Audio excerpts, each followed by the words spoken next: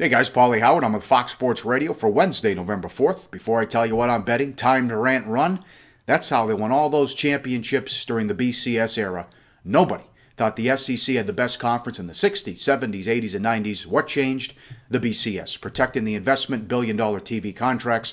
From 1966 to 1997, they won 4 undisputed titles. That's it. Then along came the BCS, and if you looked at the BCS, the old BCS computers, that were going to be, if they used them this year, they would have these top teams in the SEC playing. If we had the BCS system last year, Alabama would have played Florida State, and the SEC would have won another title game. But thank God we're now settling on the field, and then the committee making up metrics and ESPN making up metrics and using the FPI, which allows Alabama and I don't have a problem with LSU, but allows Alabama to be number 4 in the first poll when they're talking about this great resume and all these wins when they lost at home to a 2-loss team and struggled at home against Tennessee.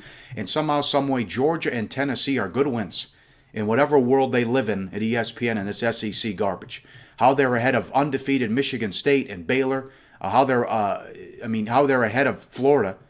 Florida spanked Ole Miss. Florida has a better resume.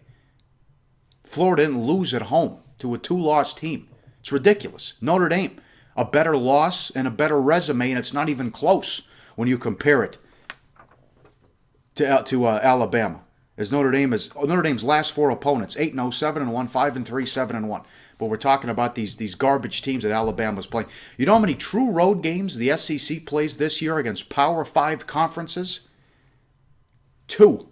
LSU at Syracuse, Georgia at Georgia Tech. It's embarrassing, and nobody calls them out. They won't challenge themselves, and they won't play anybody. And then to think that this league is so like the NFC East or something, it's ridiculous.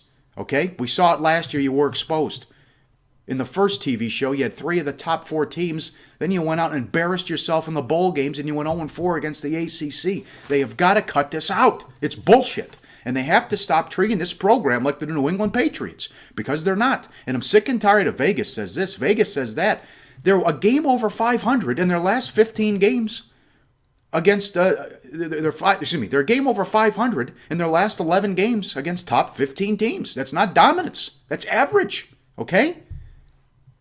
Stop treating them like the Patriots and penalize them when they lose. And you cannot lose at home in college football and you reward somebody.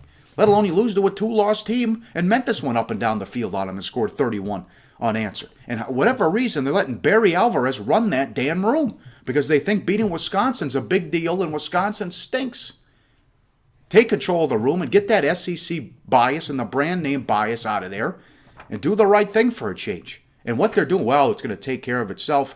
Alabama plays LSU. You watch. No, they're setting it up to guarantee themselves an SEC team in the playoff. Because even if LSU loses Saturday, they'll barely drop them and say, oh, it's a good loss. It was a tight, competitive game. Then they haven't answered the question, what, in my dream scenario, what if Ole Miss wins the SEC? What are you going to do? 2 losses, okay? And they ran out against Memphis on the road. Memphis goes undefeated, they're out, but Ole Miss is in. Doesn't make any sense. I mean, not to mention how Florida and Notre Dame are behind Alabama, and even Michigan State, which you want to say it was luck how they beat Michigan on the road. It's a hell of a win. And don't give me that garbage. It was lucky, but Auburn also did it with a kick 6 and the Hail Mary on 4th down where 2 Georgia defenders bumped into each other, intercepting a pass that allowed Auburn to win that game and go on to the national championship that year. Give me a break. Time to tell you what I'm betting. 2 featured pro picks up at pregame.com.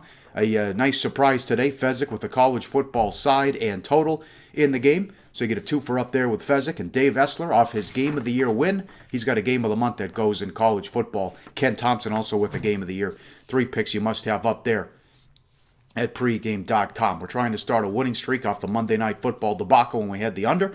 We have an NBA side. This team's been money off losses. We expect a blowout tonight and a good write-up from the pro, handicapping the Cappers. Pauly's pick from the pros. Check that out. It's yours for just $15. The Wednesday wipeout in the NBA. Uncovering that hidden gem and bringing it to you every day. 2 pros on this game in the NBA. That's yours for $15. Before I get out of here, the free pick, also from the association, J.R. O'Donnell, is on the Boston Celtics. Read his full write-up and analysis and all the free picks up at pregame.com. I've ranted. Now I'm going to run. Good luck out there. We'll see you tomorrow on pregame.com.